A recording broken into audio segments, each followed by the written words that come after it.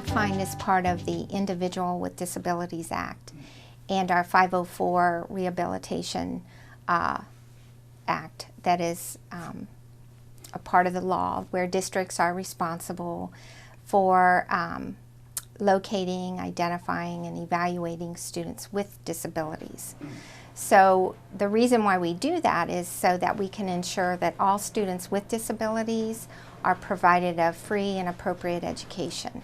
We also know that early intervention is the best intervention to help those students grow and develop as much as possible through their school career.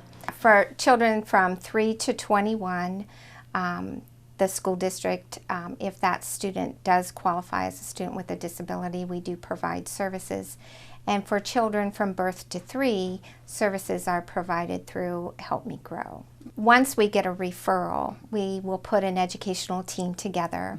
The team will consist of a psychologist, our special education deans, the classroom teacher and the parent, and then also any other personnel that can help give us more information about the student. So depending on what the referral is, sometimes it's a medical disability and we'll invite the nurse in. Sometimes it's about speech and we'll bring a speech pathologist in.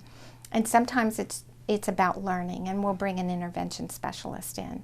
And they form then that educational team. What that team does is they will look at all the information provided by the parent and also by the teacher, and then all the data that we have collected on that student and their needs within the educational setting. And from there, if that team says, yes, we think this child may have a disability under IDEA or under 504, and from there, we move into what we call an evaluation of that student.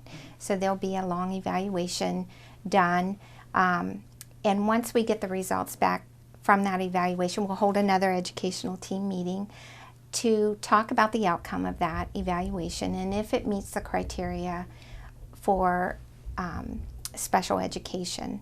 And from there, you know, if they do qualify for special education or they qualify for accommodations under 504, we usually build a plan and get those things in place right there in their classroom, in their school building, so that they can be successful. I think we have the best services.